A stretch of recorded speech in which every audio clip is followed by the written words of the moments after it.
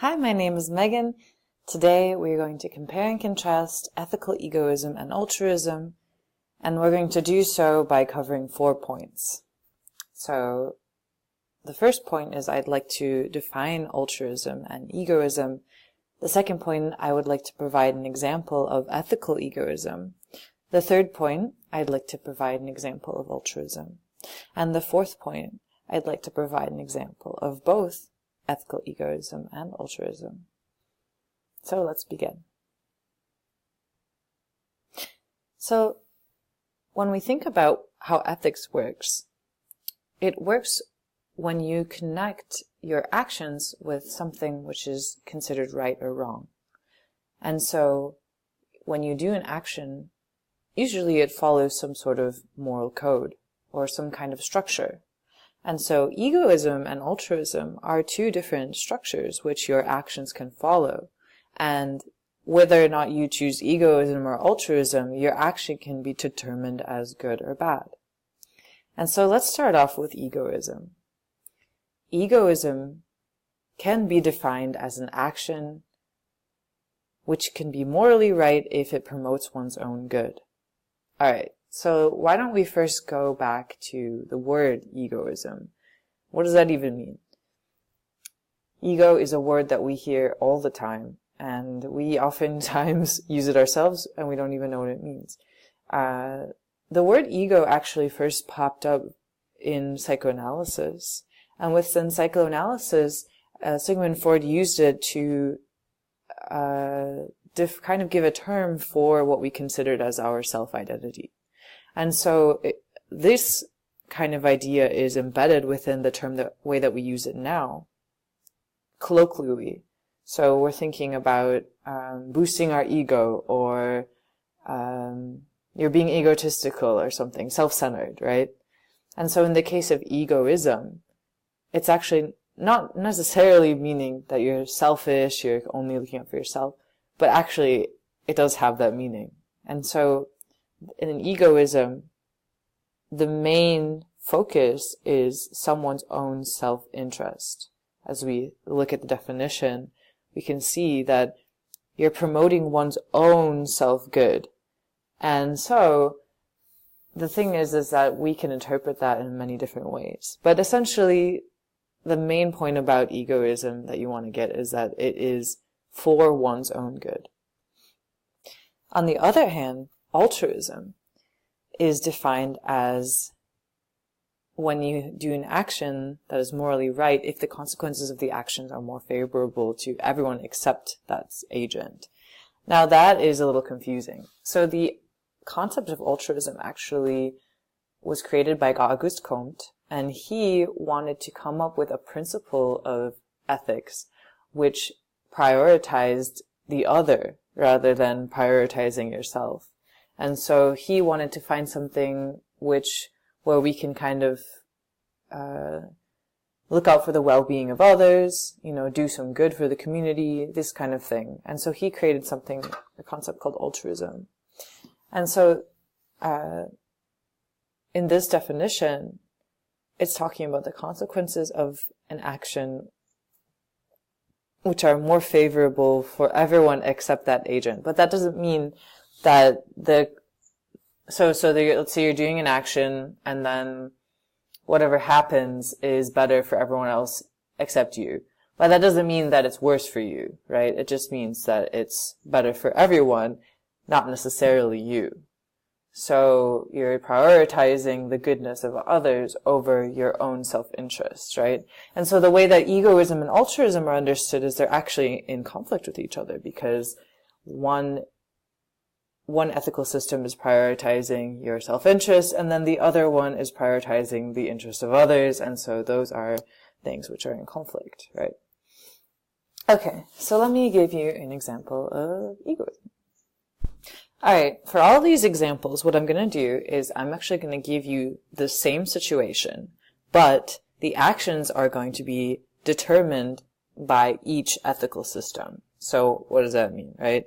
So I'm going to give you one situation, and then I'm going to give you, first two outcomes, and then I'm going to have a third explanation, but we'll get to that later. Okay, so let's begin with the first one. Let's give an example of egoism, right? Okay, let's say you are working on a paper. You're working on a paper for a class, let's say a philosophy class, right? And so you're working at your desk and you're thinking, and then you hear that your phone's going off, you're getting a text from your friend. And so your friend is also working on this paper. He's in the same class as you. You know, he's actually asking you for help. You look at the clock and the deadline's pretty close, right? It's getting close to midnight, which is actually when the paper's due, yeah? Say it's 10 p.m. or something. And so your friend says, hey man, I really need some help. I don't understand what's going on. I know that you're a philosophy major and I really want to help you out. I really need some help from you.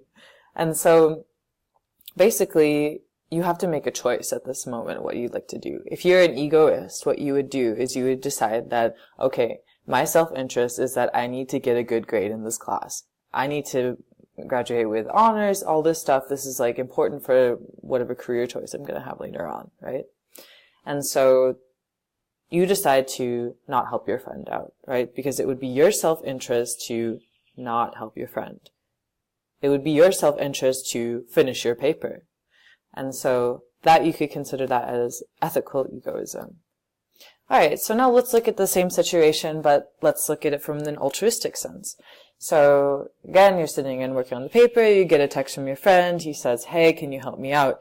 And so if you are taking an altruistic sense, or if you would take up an altruistic system, ethical system, you would say to your friend, oh, sure, man, like, I'll help you out. Because in this case, you would be prioritizing the self-interest of your friend, who is, another person. And so it's a clear case that, you're doing something good for somebody else. And actually, it's to your disadvantage because you actually are going to suffer. You're not going to get your paper turned in on time. You're going to get your grades reduced or something like that. And it'll be more difficult for you in the future. But as an altruist, you would definitely help out your friend before putting your own self-interest first.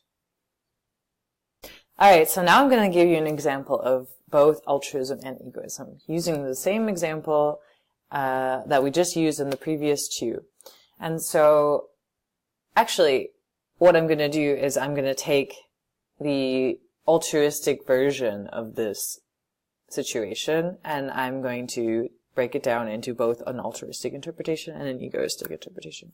Alright, so let's say you're writing the paper again, like we said already, and that you decide to help your friend out, and your friend, he gets the paper done on time, he gets an A, he's really excited, he's really happy, you did him a big favor. Maybe you didn't turn in your paper on time, maybe you got a little lower grade or whatever, but that doesn't actually matter so much, right? So let's focus on the fact that your friend got that A, right? He actually got that paper turned in on time. So let's say in the future, maybe a month or two later, the professor decides that he wants to have an exam based on the paper that you wrote. Let's say it's like a pop exam, pop quiz or something. And so your friend who you helped out actually didn't quite understand what it is you explained to him, but he just kind of listened to what you had to say and he just took what you said for granted. He's like, okay, sure, you're right. I'm going to write it and hopefully I'll get an A. And he did. And then when he took the pop quiz, he failed the pop quiz because he didn't understand what he was writing about. And so in this case, you actually did not do him a favor because instead of allowing him to learn for himself how to about whatever he was writing about, he didn't have a chance to do that. And so he failed the pop quiz. You actually, with the case of actually having a consequence that was positive for the other person, it was actually ended up being negative for the other person. Okay, another example, using the same situation. So you actually can think of it in terms of yourself, right? And so, let's say you helped him out, he got an A, whatever, he learned everything in this situation, let's say. You helped him to understand something and he, took another exam and he was passing the class with flying colors or whatever. And so you, as the agent in this situation, actually, you did something good, right? But you also could argue that that you also knew that you did something good, and you got some sort of positive, psychological response from that. So you felt good about being a good person. The other person necessarily has to see that you're doing a good thing. Maybe he or she doesn't actually say that it's good, like good for you, but you know that it's good. And so some people argue that altruism is actually, like true altruism is actually impossible, because you always have to keep in mind that you're doing it in some way for yourself, that you're actually doing it so you can feel good.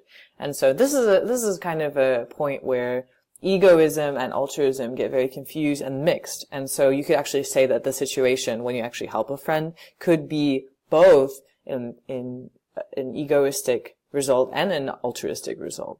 And so that's actually something that you might want to think about. But for this video, it's just something, it's good to keep your mind open to the fact that these terms are not so clearly defined.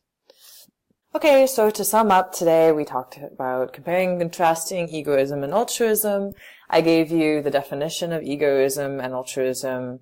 I gave you an example, the same example used, and when someone is an egoist, and when someone is an altruist, and when somebody might be a mixture of the two. So the way you can interpret the situation. Alright, well, thank you for listening, and I hope you enjoyed it.